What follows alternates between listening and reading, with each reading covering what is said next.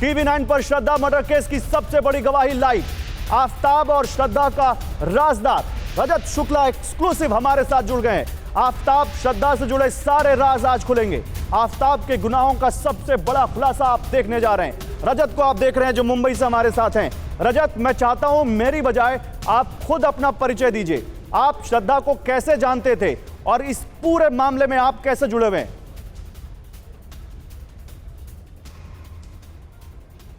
देखिए, 2015 से 18 तक हमारा बैचलर्स इन मास मीडिया का डिग्री था, जो कि हमने विरार में स्थित वीवा कॉलेज से किया था, जहां पहली बार मुलाकात हुई थी श्रद्धा से।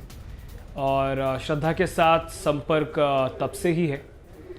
और श्रद्धा एक बहुत ही ज़्यादा एक्टिव लड़की थी और बहुत बोल्ड थी, स्ट्रॉन्ग थी, उसके अपने ओपिनियंस थे। और ऐसे इंसान का यूं ही बदल जाना, 2018 के आसपास बदलाव देखा था उसके अंदर मैंने। तो वहीं से कहीं ना कहीं मेरे ख्याल से आफ्ताब की एंट्री हो चुकी थी लाइफ में, जो कि हमको 2019 से पता चला है। और आफ्ताब वॉयलेंट था, हाथ उठाता नहीं, था। आप आफ्ताब को जानते थे? और रजत, क्या आप आफ्ताब को जानते थे? श्रद्धा और आफ्ताब कब से रिलेशन में थे? आप 2019 में सुनने में आया था, पर ऐसा लगता है कि 2018 से ही ये लोग सीक्रेट रिलेशनशिप में थे।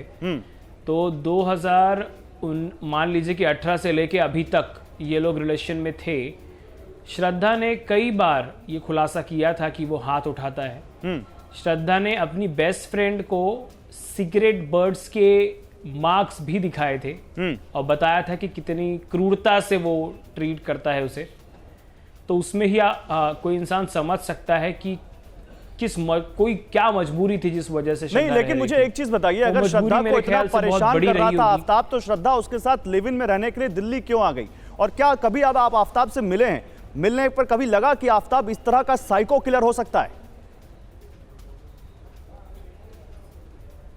कुछ दोस्त थे हमारे ही कॉलेज ग्रुप के जो आफ्ताब से मिले थे, ना कि मिले थे बल्कि ये सिगरेट बर्ड्स वाला जो ये कारनामा हुआ था पिछले साल, उसके बाद उसको डांटा धमकाया भी था। उसको बताया गया था कि वो पुलिस के हवाले कर दिया जाएगा।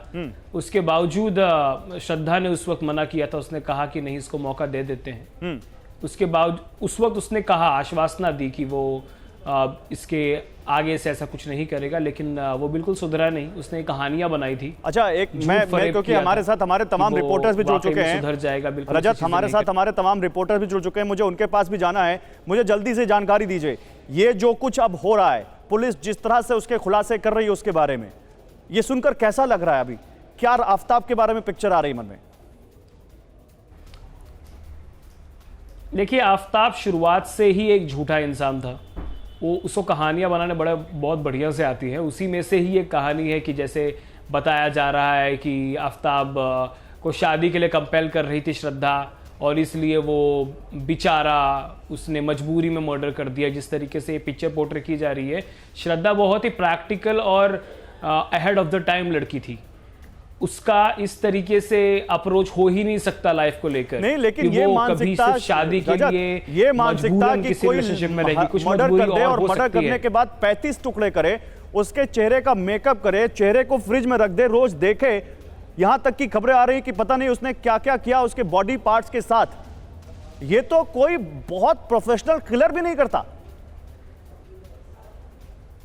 बिल्कुल बिल्कुल, बात ऐसी ही है कि ये कोई बहुत ट्रेंड इंसान है। इसको बिल्कुल किसी चीज का भय नहीं था। भय होता तो शायद घर छोड़ देता, वहां से कहीं चला जाता। आप ही ने कुछ देर पहले बताया था कि उसने श्रद्धा का मोबाइल OLX से बेचा है। यदि अगर ये वाकई में हुआ है तो आप सोचिए कि वो बिल्कुल निश्चिंत था। He had almost pull off the whole murder and got away with it. उसने सारे सबूत भी ऑलमोस्ट मिटा दिए थे, पर भगवान का शुक्र है कि समय रहते इन्वेस्टिगेशन में पता चल गया।